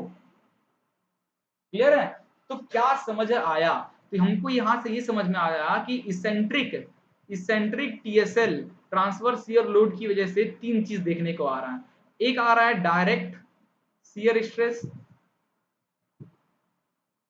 एक आ रहा है हमारा variable bending, variable bending stress, और एक आ रहा है हमारा टॉर्सन। ठीक है, या कहे तो कांस्टेंट टॉर्सन। ठीक है, तो इसेंट्रिक ट्रांसफर के कारण तीन तरीके के स्ट्रेस हम बॉडी में जनरेट होता है। ठीक है, ट्रांसवर्स शियर लोड के कारण दो तरीके के बॉडी में जनरेट होता है, एक डायरेक्ट शियर स्ट्रेस, एक variable bending moment. Eccentric axial load के कारण बॉडी में दो जनरेट होता है, एक क्या जनरेट होता है, एक हमारा डायरेक्ट एक्सियल लोड और एक bending moment. Direct axial load और बेंडिंग मोमेंट जनरेट होता है। और effect of load, axial load के कारण क्या होता है, एक्सियल लोड के कारण हमारा एक्सियल स्ट्रेस डेवलप होता है, ठीक है, या डायरेक्ट एक्सियल स्ट्रेस डेवलप होता है। तो चारों जो लोड हमने पढ़ा था, उन चारों की इफेक्ट भी हम यहाँ पे देख लिए। और गाइस ट्रस्ट में बहुत ज्यादा इंपॉर्टेंट है ये चीज, अगर आप अच्छे से समझ गए ना किस लोड की वजह से क्या क्या हो रहा है, तो जब भी कोई कैलकुलेशन, कोई भी न्यूमेरिकल आएगा, उस लोड को आप देखो, और उस लोड की वजह से आपको क्वेश्चन में क्या पूछ रहा है वो देखो ही मत। उस लोड की वजह से सबसे पहले माइंड में लाओ कि कितने तरीके के स्ट्रेस इंड्यूस हो रहे हैं। क्लियर है? अगर उस बॉडी में इसेंट्रिक ट्रांसवर्स शियर लोड लग रहा हो, तुरंत माइंड में 3 स्ट्रेस डेवलप हो रहा होगा, direct shear, variable bending movement और कांस्टेंट टॉर्सन, 3 चीज डेवलप हो रहा होगा उस बॉडी में। तो आपसे क्वेश्चन में यही पूछा होगा, हो सकता है आपको क्वेश्चन में टॉर्सन पूछा हो सकता है बेंडिंग है, हो सकता है क्वेश्चन में ये तीनों कैलकुलेट करने को बोला हो। तो आप बस क्वेश्चन देखो ही मत, लोड देखो और लोड देखकर ही आप समझ जाओ कि आपको क्या कैलकुलेट करना है। क्लियर है? इतने तेजी से माइंड शार्प होना चाहिए आपका। इस तरीके से अगर आप पकड़ ले रहे हो ना इस चारों फोर्स की वजह से, तो गाइस समझ लो आपका सोम का 50 to 60% चीजें क्लियर हो रही है आपकी। ठीक है, अब आगे बढ़ते हैं क्योंकि और भी बहुत टॉपिक है इसके अंदर। चलिए पुराने ही क्वेश्चन पे आते हैं, पुराने ही क्वेश्चन पे आते हैं। अब बताना आप मेरे को इस क्वेश्चन का अभी जो जो चीज मैंने आपको पढ़ाया है उसके अकॉर्डिंग बताना। ये मैं रिवेट बना रहा हूँ, ये प्लेट है और इस प्लेट को मैं रिवेट से करके रखा हूँ। ये हमारा लोड लग रहा है, ये हमारा रिवेट हो गया, ये हमारा लोड लग रहा है पी। क्लियर है? अब बताओ मेरे को, पहले तो ये बताओ कि प्लेट पे किस तरीके का लोड एक्ट हो रहा है। लोड के बारे में पहले बात कर रहे हैं, किस तरीके का प्लेट पे और रिवेट पे। प्लेट पे कैसा एक्ट हो रहा है, एक्सियल लोड लग रहा है। और रिवेट पे कैसा लग रहा है, रिवेट पे कैसा लग रहा है, परपेंडिकुलर ट्रांसवर्स लोड लगा, टीएसएल लग रहा है। क्लियर है? अब चलिए इफेक्ट बताइए, प्लेट पे क्या इफेक्ट लग रहा है, प्लेट पे लोड कैसा लग रहा है, एक्सियल लोड लग रहा है। तो एक्सियल लोड के कारण प्लेट पे इफेक्ट क्या आएगा, प्लेट कैसे फेल होगा। जनरली फेल इफेक्ट मतलब फेल की बात कर रहे हैं, प्लेट किससे फेल हो सकता है, ठीक है, वो फेल हो सकता है एक्सियल टेंसाइल स्ट्रेस के कारण, सिग्मा ए के कारण फेल हो सकता है प्लेट। और रिवेट किस तरीके से फेल हो सकता है, रिवेट में टीएसएल लग रहा है और टीएसएल में क्या, टीएसएल में क्या इफेक्ट आता है, देखो टीएसएल में डायरेक्ट शियर स्ट्रेस आता है और वेरिएबल बेंडिंग मूवमेंट आता है।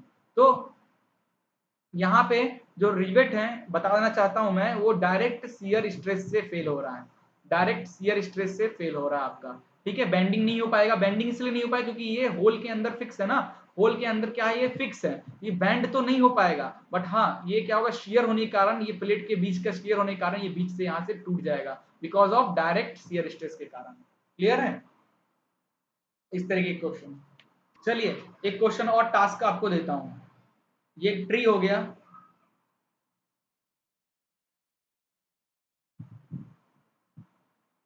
एक ट्री का एक्सिस हो गया, इस पे एक बंदा लटका हुआ है। चलिए अब ये ट्री मान लीजिए कुछ देर बाद ये ट्री हो जाता है फेल, इसका जो ब्रांच है, ट्री का जो ब्रांच है वो हो जाएगा फेल, ट्री का ब्रांच हो जाएगा फेल। तो किस वजह से ये फेल होगा, तो सबसे पहला इस पे लोड कौन सा लग रहा है, जल्दी से बताइए। एक्सिस ये है, लोड नीचे लग रहा है, ये तो टीएसएल लग रहा है।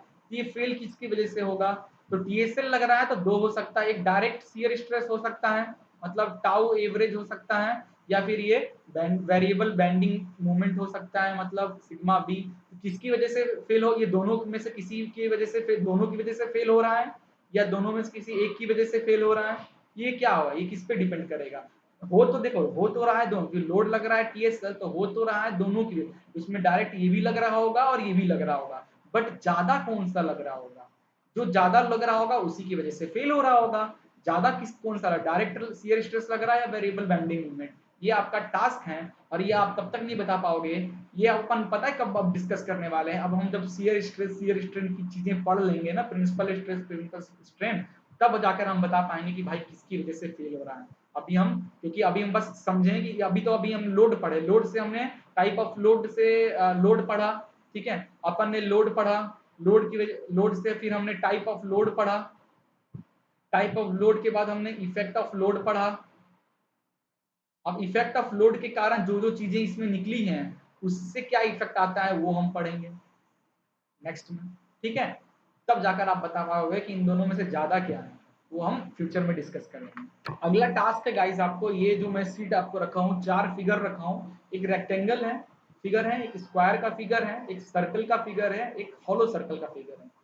इसका मूवमेंट ऑफ इनर्शिया आई की सबकी वैल्यू और मॉडुलस सेक्शन मॉडुलस जेड जो लिखते हैं, जेड की वैल्यू। अभी मैंने आपको फॉर्मूला दिखाया था ना, सिग्मा बी का जो फॉर्मूला मैं बता रहा था, sigma B that is movement upon Z X X, इसी को तो सेक्शन मॉडुलस कहते हैं। मैं बोला था अलग अलग शेप का अलग अलग होता है, देख लीजिए रेक्टेंगल का क्या होता है, ये अगर हाइट है और ये विड्थ है, तो bh²/6।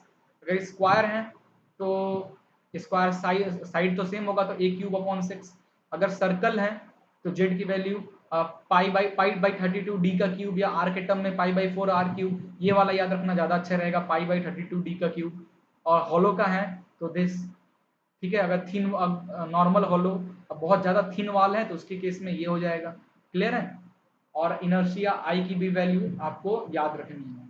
ये आपका टास्क है गाइस, ये आपको याद करना बहुत जरूरी है। इसका और कोई तरीका नहीं है, इसको आपको याद करना ही पड़ेगा। ठीक है, चलिए ये तो हो गया, ये आप याद कर लोगे। अब हम आगे कुछ चीजें देखने वाले हैं। चलिए ये 2 क्वेश्चन है, आसान क्वेश्चन है।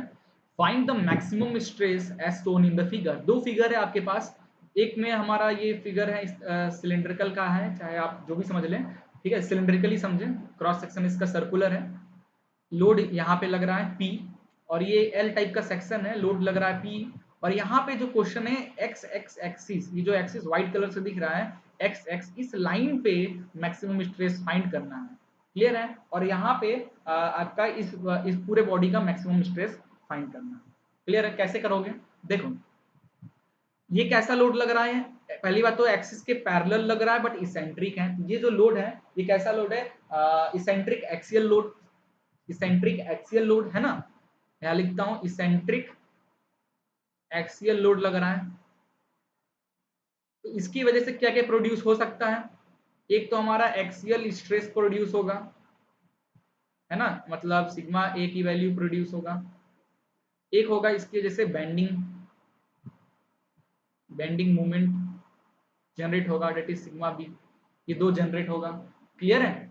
अब ये देखो, अब ये लोड हमारा इस पॉइंट पे लग रहा है ना, तो ये जो स्ट्रेस इस पॉइंट पे, हर एक पॉइंट पे स्ट्रेस क्या होगा, सेम होगा।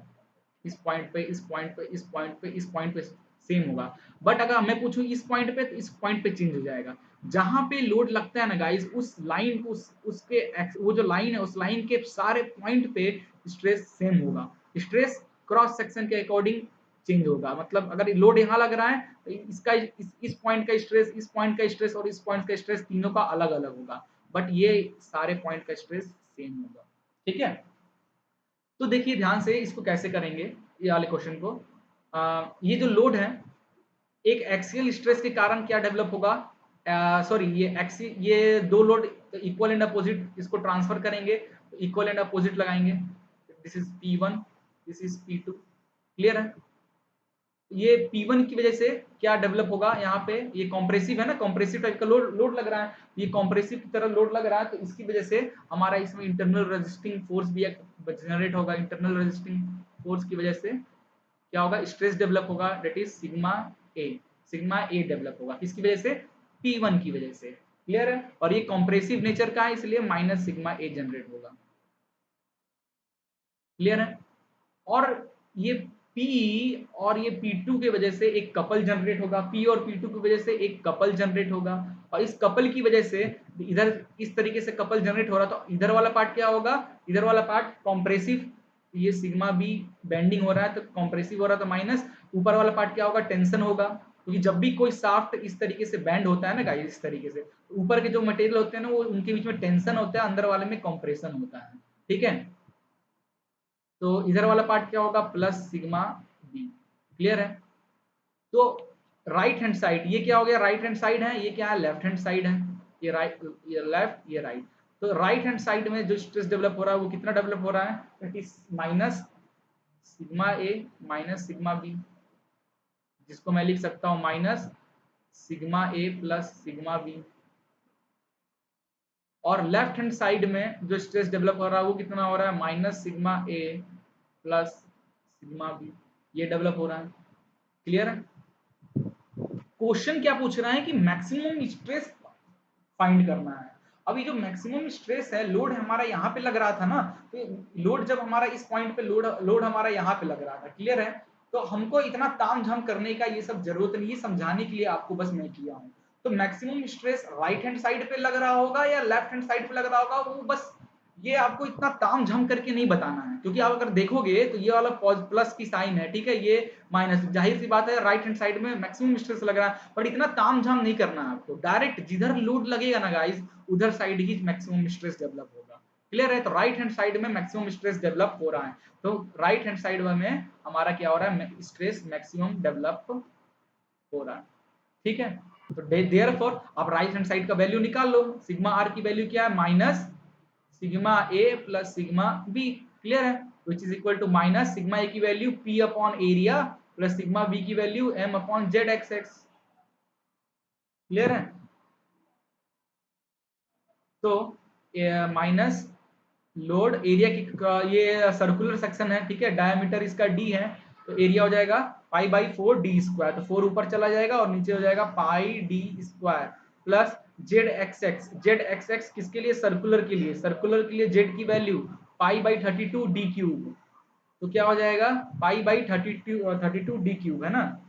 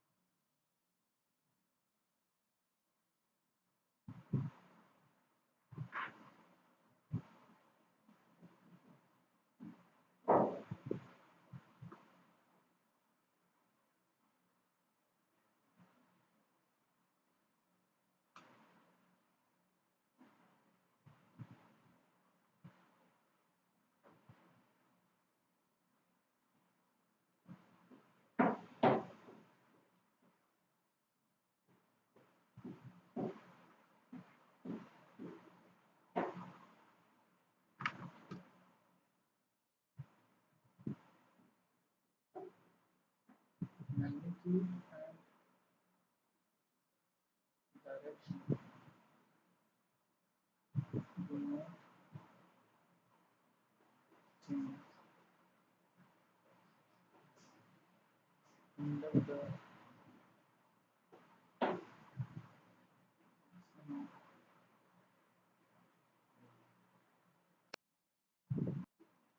आई थिंक गाइज ये आपको क्लियर हो गया होगा, नहीं है तो थोड़ा सा आप देख लो, मुझे लग रहा था शायद मैं ये जो पढ़ा रहा था वीडियो पॉज था, इसलिए मैं आपको ये सीन दोबारा एक बार दिखा दे रहा हूँ, आप चाहो तो पॉज करके देख लेना अगर ये नहीं नोट कर पाए हुए, और कोशिश करना समझने का गाइज, अगर आई थिंक मेरे को लग रहा है वीडियो पॉज नहीं हुआ था तो रिकॉर्ड हो गया होगा। उसके बाद हम देख रहे थे टाइप ऑफ लोड में स्टैटिक लोड और डायनेमिक लोड। स्टैटिक लोड मैं बताने जा रहा था आपको, magnitude and direction do not change under the action of load.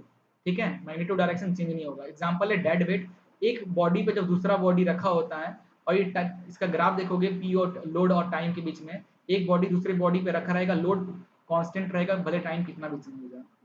Gradually applied load देखा जाए तो इस तरीके से ऊपर हल्का सा लोड जाता है फिर कांस्टेंट हो जाता है, इसको ग्रेजुअली अप्लाइड लोड बोलते हैं। और इसकी जो मैक्सिमम वैल्यू होती है उसी को कंसीडर करते हैं। इसका पी और टी ग्राफ देखोगे इस तरीके से थोड़ा सा ऊपर जाएगा लोड टाइम के साथ और फिर वो कांस्टेंट रहेगा।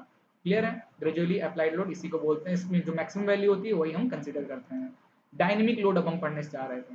नाउ डायनेमिक लोड क्या होता है, आइदर मैग्नीट्यूड ऑफ लोड या डायरेक्शन ऑफ लोड अगर चेंज होता है विथ रिस्पेक्ट टू टाइम तो उसको डायनेमिक लोड कहते हैं।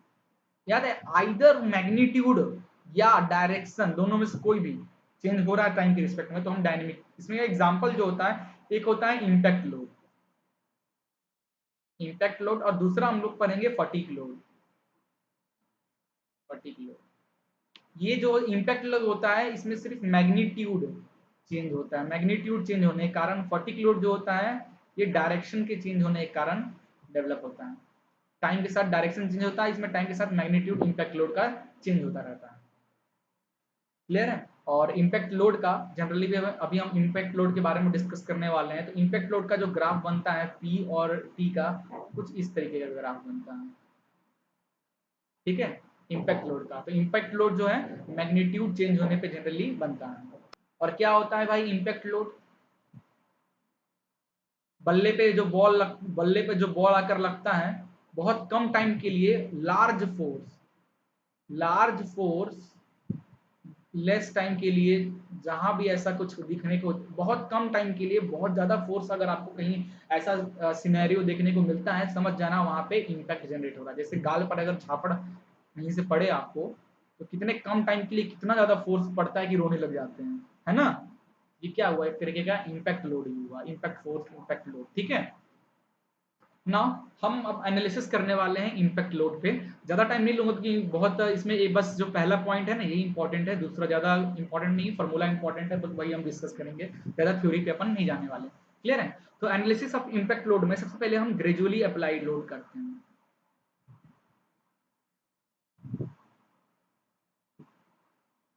ग्रेजुअली अप्लाइड लोड, तो ये मैंने एक बनाया है, ये अब हमारा कॉलर है। ये डायग्राम आपको याद होगा, इम्पैक्ट लोड जब भी हम लेते हैं तब हम यूज करते हैं। और ये वेट लगा हुआ है यहाँ पे, अगर ये वेट ग्रेजुअली इस कॉलर पे अप्लाई हो तो इससे जो डिफॉर्मेशन होता है उसको मैंने लिखा है gradually applied load, static S T, del S T से दिखा रहा है। ठीक है, तो ये ग्रेजुअली अप्लाइड लोड के कारण स्टैटिक स्ट्रेस डेवलप होता है और स्टैटिक डिफॉर्मेशन होता है। क्लियर है। स्टैटिक स्ट्रेस जो डेवलप होगा इसकी वजह से वो क्या हो जाएगा, जो लोड W लग रहा है अब जो क्रॉस सेक्शन पे लग रहा है। क्लियर है। और स्टैटिक स्ट्रेन क्या डेवलप होगा, स्टैटिक स्ट्रेन क्या होगा, that is static strain is equal to E upon this Hooke's law. Upon Hooke's law का यहाँ पे सहारा ले रहे हैं, हुक्स लॉ का हेल्प ले रहे हैं। क्या कहता है Hooke's law, stress is directly proportional to strain, stress is directly proportional to strain. ठीक है, Hooke's where capital E is the Hooke's law coefficient. ठीक है, आप इलास्टिक मॉडुलस भी कहते हो। तो अपन यहाँ पे पुट करते हैं वैल्यू। तो देखो यहाँ से जो स्ट्रेन की वैल्यू हो जाएगी सिग्मा एस टी की जो वैल्यू आ जाएगी वो कितना हो जाएगी, सिग्मा एच टी अपॉन ई। सिग्मा एस टी क्या होता है, लोड अपॉन ए ई, है ना। ये हो गया। और हम जानते हैं स्ट्रेन जो होता है, स्टैटिक स्ट्रेन क्या होता है, static strain change in this upon original. वो पहले इसका लेंथ कितना था, एल था, अपॉन ओरिजिनल, तो आपस में इक्वल हो जाएगा। Del S T upon L is equal to W upon A E. Therefore static जो डिफॉर्मेशन है या डिस्प्लेसमेंट है यहाँ पे क्या हो जाएगा, W L upon A E. ये कहाँ काम आएगा गाइस, ये जब हम बेंडिंग मूवमेंट वो पढ़ेंगे ना शियर फोर्स डायग्राम, वहां पे हमें ये कैलकुलेट करने का था। ग्रेजुअली अप्लाइड लोड के कारण जो स्टैटिक डिफॉर्मेशन हो रहा है ये हमारे इस बॉडी में, that is W L upon A E. Clear है, यहाँ पे हुक्स लॉ का हम हेल्प लिए हैं। नाउ इम्पैक्ट लोड के कारण देखते हैं। इम्पैक्ट लोड के कारण इस फिगर में इम्पैक्ट लोड जब इस पे अचानक से W जो है तेजी से इस पे लगेगा तो कम टाइम पे इम्पैक्ट लोड के कारण जो डिस्प्लेसमेंट होगा डेल इम्पैक्ट से हम यहाँ पे दिखा रहे हैं, यहाँ पे पहुंच जाएगा इसकी वजह से। तो इम्पैक्ट लोड की वजह से, इसकी वजह से गाइस जो वर्क डन जो हो रहा है बाई लोड W के कारण वो इक्वल हो जाएगा strain energy, strain energy store in the body, कितनी स्ट्रेन एनर्जी स्टोर हुई है बॉडी में उसके बराबर हो जाएगा। तो वर्क डन क्या हो जाएगा, that is W H plus del impact which is equal to, अब ये H कहाँ से आ गया, क्योंकि जो लोड ये पूरा इसका लेंथ L है ना, इम्पैक्ट लोड इसकी वजह से, ये जो H है ना इसकी वजह से लग रहा है ना, ये H की वजह से, ठीक है। तो W H plus del impact which is equal to strain energy, क्या होगा strain energy, it is impact stress, जो इम्पैक्ट लोड के कारण इम्पैक्ट जो स्ट्रेस डेवलप होगा स्क्वायर अपॉन 2, ये होता है स्ट्रेन एनर्जी इनटू जो वॉल्यूम है उस पूरे सिस्टम का। This is equation number 1। ज्यादा आपको तक डीप तक अपन नहीं जाएंगे, ठीक है। Now as per Hooke's law, यहाँ भी हम हुक्स लॉ का हेल्प लेंगे। हम जानते हैं स्ट्रेस जो इम्पैक्ट है वो किसके इक्वल हो जाएगा, ई अपॉन स्ट्रेन इम्पैक्ट के हो जाएगा, which is equal to E strain impact क्या हो जाएगा, that is deformation impact upon original length L। Clear है। तो इससे हमारा क्या आ गया, इससे हमारा क्या आ जाएगा, deformation impact is equal to stress impact L upon E। This is equation number 2। इस इक्वेशन को इसमें पुट कर दीजिए, कहाँ पे, डेल इम्पैक्ट की जगह पे, इस डेल इम्पैक्ट की जगह पे पुट कर दीजिए। तो पूरे को मैं ओपन करके यहाँ पे लिखता हूँ, ये हो जाएगा हमारा डब्ल्यू एच, इसको एक साथ कर देता हूँ, W H plus W impact, तो डब्ल्यू और इस इम्पैक्ट की जगह लिखता हूँ मैं डब्ल्यू एल अपॉन ई और this impact which is equal to stress impact का square upon 2E into volume. Okay, बस इस इक्वेशन को इधर उधर कर दो, यही हमारा इक्वेशन निकल के आता है। बस हमको ज़्यादा कुछ इसमें जानना नहीं है, इम्पैक्ट लोड से क्या होता है, फॉर्मूला क्या है, अपन को उतना जरूरत है, क्वेश्चन इस पे बनते नहीं है। अदरवाइज इसकी डेरिवेशन करने जाए तो बहुत ज़्यादा आगे तक यहाँ पे जाके जाते जाते डेरिवेशन निकलता है। कुछ इंपॉर्टेंट चीज़ बता देता हूँ, यहाँ पे एक टर्म आता है इम्पैक्ट लोड का, जब हम बात करते हैं इम्पैक्ट फैक्टर नाम का एक शब्द आता है, ठीक है, इम्पैक्ट फैक्टर नाम का। तो इम्पैक्ट फैक्टर क्या होता है इम्पैक्ट लोड में, that is 1 plus root of 1 plus 2H upon static deformation जो हुआ है, ये निकलता है इम्पैक्ट फैक्टर। जब भी किसी को इस तरीके के क्वेश्चन का इम्पैक्ट फैक्टर निकालने के बोले तो 1 plus root of 1 plus H upon del S T आप कैलकुलेट कर लें। और डेल एस टी कैसे कैलकुलेट करना है, डेल एस टी आपको डब्ल्यू एल अपॉन ए से फॉर्मूले से कैलकुलेट करना और यहाँ पे पुट कर देना है, तो आपका इम्पैक्ट फैक्टर निकल जाएगा। और जो इम्पैक्ट फैक्टर की जो वैल्यू होती है गाइस ना, वो ऑलवेज ग्रेटर देन और इक्वल टू 2 से ज्यादा होना चाहिए, ठीक है। देयरफॉर जो इम्पैक्ट स्ट्रेस जो निकलता है वो निकलता है static stress multiply by I F, static stress multiply by I F, इससे आप निकाल सकते हो। और इससे ये समझ में आता है कि जो इम्पैक्ट स्ट्रेस जो होता है वो ऑलवेज ग्रेटर देन और equal to twice of static stress. तो इम्पैक्ट स्ट्रेस बहुत ज्यादा होता है आपके किससे, स्टैटिक स्ट्रेस से। बस यही चीज आपको समझाना था, बाकी और भी बीच में बहुत कुछ है डेरिवेशन इसका, फिर यहाँ तक आना, बट उतना ज्यादा जरूरत नहीं, बस ये इतना चीज जान लो, impact stress is always greater than और equal to twice of static stress, ठीक है।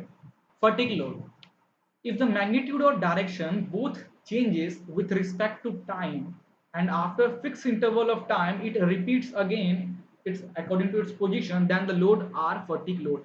For example guys, आप कोई लोहे का वायर ले लेते हैं, आप लोहे का वायर को अगर आपको हाथ से तोड़ना है तो आप क्या करते हो, इसको एक बार फोर्स आप इधर लगाते, एक बार फोर्स इधर इधर, आप क्या होल्ड, इसको होल्ड कर लेते हो या फिर सॉरी होल्ड नहीं, आप किस तरीके से फोर्स लगाते हो इस पे, इधर ऊपर में फोर्स लगाओगे, इधर नीचे में फोर्स लगाओगे, फिर इधर ऊपर में लगाओगे, इधर नीचे में लगाओगे, ऐसे कंटिन्यूअस आप करते जाओगे। मतलब आप क्या कर रहे हो, एक साइकिल बना रहे हो, इस तरीके का, इस तरीके का आप एक साइकिल डेवलप कर रहे हो, है ना, इस तरीके का एक साइकिल डेवलप कर रहे हो। फिर क्या होता है, कुछ टाइम पे यही फटिक लोड के कारण क्या होने लगता है, यहाँ पे धीरे धीरे क्रैक दिखता है, और ये आयरन का रॉड, आयरन का जो रॉड है उसको भी आप अपने हाथों से तोड़ लेते हो। डायरेक्ट फोर्स लगाकर तो नहीं तोड़ पाते हो, बट ये फटिक लोड, इस तरीके से cycle load, up down load लगाने के कारण यहाँ पे क्रैक डेवलप होता है और टूट जाता है। इसी को हम लोग कहते हैं फटिक लोड, ठीक है।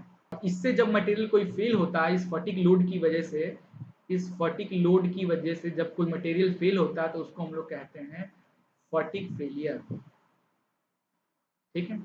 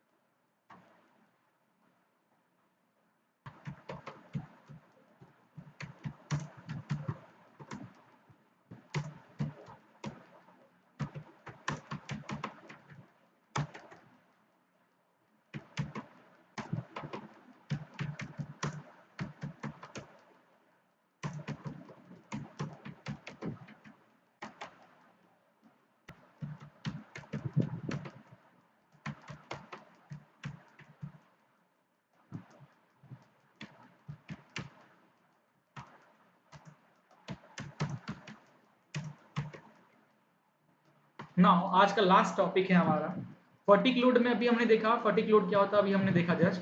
तो फटिक लोड में अब हम देखेंगे यील्ड स्ट्रेंथ क्या होता है, अल्टीमेट स्ट्रेंथ क्या होता है क्योंकि फटिक में ही हमारा यील्ड और अल्टीमेट आता है। तो यील्ड स्ट्रेंथ क्या है, it is maximum value of stress within with material of component can withstand without elastic failure, ठीक है। तो maximum amount of stress in a material without elastic failure is known as yield strength of the material, ठीक है। और इसको generally हम लिखते हैं एस वाई टी से, ठीक है, एस वाई टी से इस तरीके से दिखाते हैं। और अल्टीमेट स्ट्रेंथ क्या होता है, maximum value of stress material झेलता है विदाउट फ्रैक्चर, फ्रैक्चर होने से पहले या फ्रैक्चर हुए बिना कितना वो मैक्सिमम स्ट्रेस झेल सकता है वो material, that's called ultimate strength. Fracture होने से पहले और इलास्टिक फेलियर होने से पहले जो stress maximum stress elastic failure होने से पहले को हम कहते हैं यील्ड स्ट्रेंथ, और फ्रैक्चर होने से पहले जो मैक्सिमम वैल्यू ऑफ स्ट्रेस होता है उसको कहते हैं अल्टीमेट स्ट्रेंथ, और इसको हम एस यू टी से लिखते हैं, S Y T S U T से। तो strength under normal stress, normal के अंदर हम इसको एस यू टी से अल्टीमेट और एस यू सी से अल्टीमेट टेंसाइल और अल्टीमेट कॉम्प्रेसिव लिखते हैं, स्ट्रेंथ नॉर्मल जब लगता है। क्लियर है?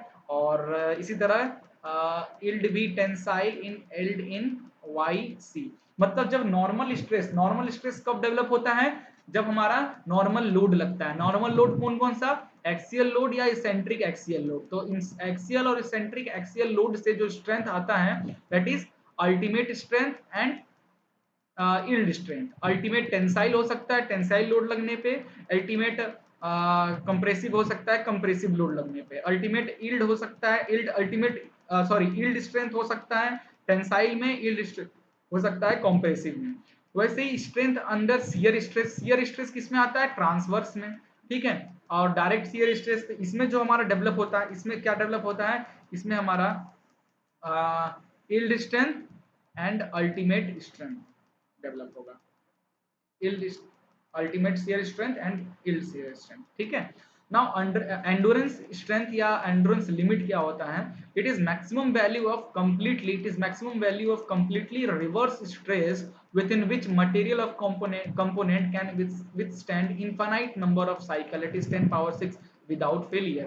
यही तो है फटीग का भाई, कि फटीग फेलियर कैसे होता है? एक मटेरियल लो, उस पे आप इन्फानाइट नंबर ऑफ लोड लगाना चालू करो अप एंड डाउन का, तो मतलब क्या हो रहा है? आप एक साइकिल डेवलप कर रहे हो, इन्फानाइट नंबर ऑफ साइकिल, तो 10 पावर 6 अप्रोक्सीमेट आप साइकिल लगाने से मटेरियल जब तक, मतलब ये लास्ट एंड्रेस लिमिट क्या होता? आप लगाओ फटीग लोड उस पे, but fatigue load without failure होने से जस्ट पहले तक का जितना भी आप लोड लगाए होंगे, द मैक्स उसकी जो मैक्सिमम वैल्यू है जो फटीग फेलियर होने से पहले, दैट्स कॉल्ड द एंड्रेंस स्ट्रेंथ या एंड्रेंस लिमिट ऑफ द मटेरियल।